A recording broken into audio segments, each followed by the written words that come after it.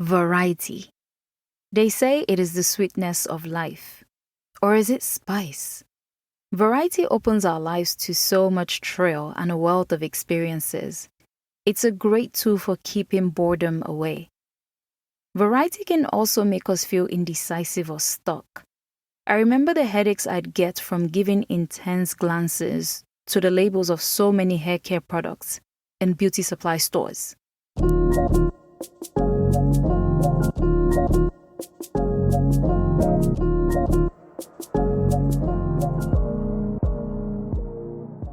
Hello listeners, I'm Ganiyat, project manager by day, natural hair obsessed always. Thanks for tuning in to Unraveling the Knots, where I like to shed more light and help you shed less hairs. Today, I'm discussing hair care products. One of my favorite places to daydream is Target, or as I call it, Target. Target is a store where you go to get groceries, clothing, household items, and so on in the US. I love the sleek look of the shelves, the nicely organized products, the bright theme of the store. Just makes me feel like I'm walking on clouds. And when I get to the hair care aisle, I just feel so mesmerized to pick everything that looks pretty on the shelves, which is probably not the best way to shop for hair care products. So coming back to today's topic, hair care products. What's the purpose of hair care products? Well, they're used to groom your hair and change the properties of hair. There are many categories for breaking down hair care products. And before I dive in, I just want to warn you that this is going to be a mouthful. When I think of hair care products, the first category is the function. There are different things that hair care products can do. They can cleanse your hair, they can help condition your hair, they can help style your hair. So for the cleansers, I'm sure you know what those are. This is referring to the shampoos. Now you have the dry shampoos, you have co-washes, and then also you have clays. Next, the conditioners. Conditioners help actually improve the appearance and feel of your hair. And they include deep conditioners, hair masks, leave-in conditioners, and detanglers. And then third are the stylers. So the stylers help to improve the shine of your hair or actually change the appearance of your hair. So a leave-in conditioner would also fall under a styling product. You then also have the hair oils or serums, your gels, pomades, heat protectant sprays. The second way I like to categorize hair care products is by the main component. So when I think of hair care products based on the components, there are two that come to mind. You have products that are mainly water-based, like your shampoos, conditioners, hair rinses, and detanglers. These products use water to deliver properties or benefits to the hair. And then you have the oil-based products like hair oils or serums and heat protectant sprays. These actually use oils to deliver benefits to the hair. Moving on to the third category for how I like to break down hair care products. This is the price, of course. And it's pretty easy. You have what you consider affordable and then the luxury type of hair care products. And when I think about the price, it is relative based on what you perceive to be affordable or expensive. So these are the three main ways I think about categorizing hair care products. But of course, there are other ways you can consider breaking down hair care products. For instance, you can think about the types of ingredients used to make them. Deciding what products to use on your afro or kinky hair can feel daunting. There are so many products out there. How do people typically react to having to choose between so many hair care products? Based on my experience, I felt excitement, but There were a lot of times where I've also felt very confused. Now, I want to shift gears from dealing with the thought of having so many hair care products to buying and using excessive hair care products. The first thing that comes to mind is feeling really overwhelmed, especially when you have so many products to choose from. Using a lot of hair care products can actually make the process of caring for hair feel complicated. No doubt. In my experience, I start to feel, what am I supposed to use during wash day?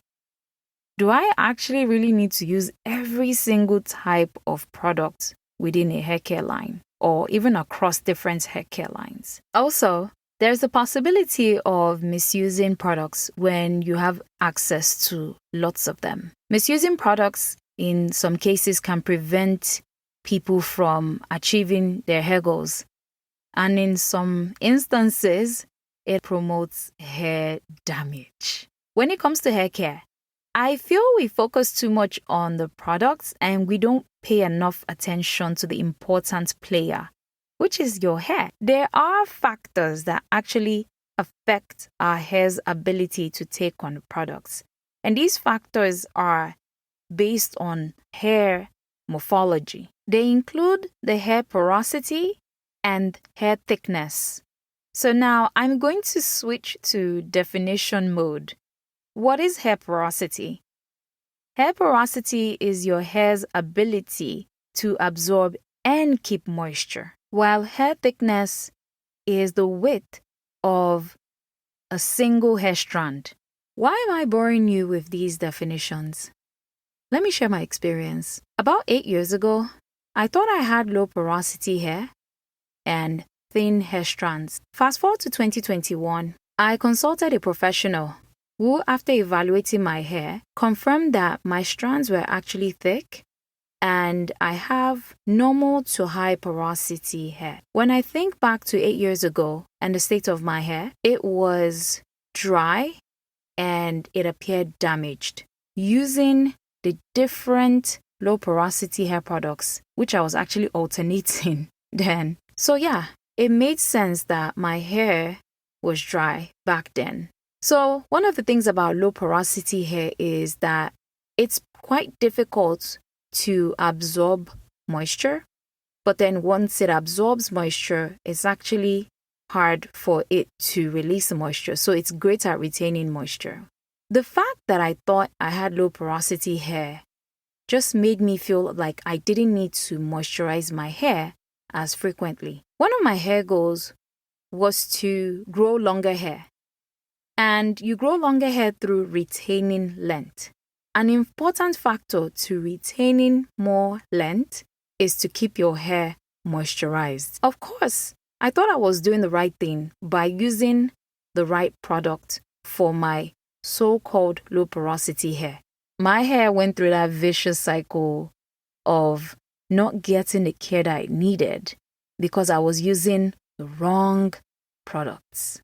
The thing is, using hair care products is not a one-size-fits-all solution. And I think we're all pretty aware of that. Another consequence of using so many products is the fact that, man, it gets expensive. A few years ago, I was definitely a product junkie. I remember back then, I used to use a lot of products. And at one point in time, I was using 3 different styling products after I was done washing and deep conditioning my hair. And that was because I didn't really know which one was responsible for helping to keep my hair moisturized. I'm thinking, okay, when I use product A and product B and product C together, guess what? Get hair that is moisturized and soft.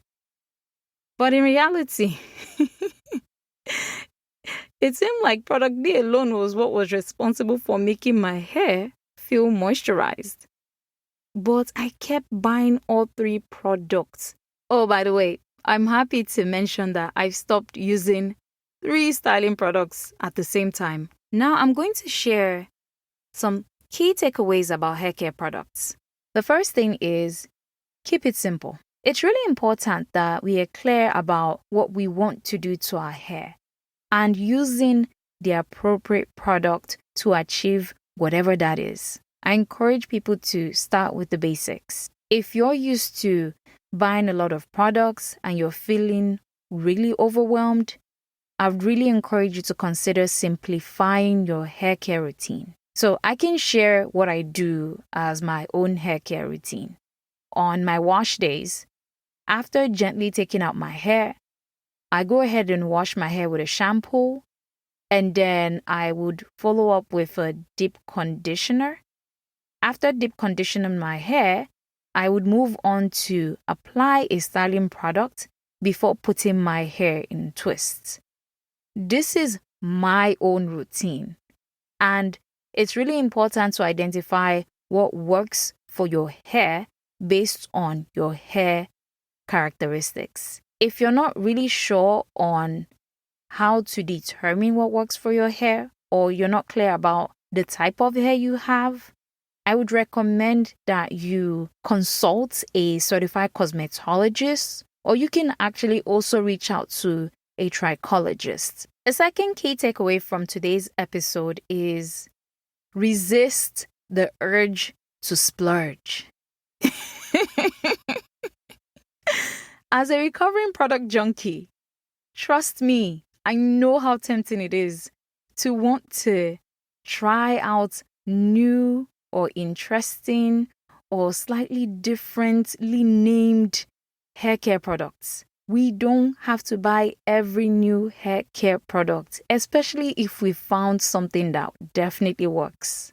The next point I'd like to make about hair care products is that when it comes to caring for our hair, we are the main character in a movie of our hair journey, and not the hair care products.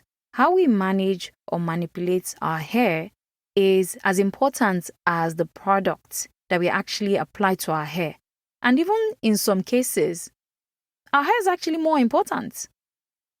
I know it sounds obvious, but let me clarify. Imagine I decided to buy a hair growth serum to increase hair fullness and reduce shedding. I start using it, but I keep forcefully combing my hair.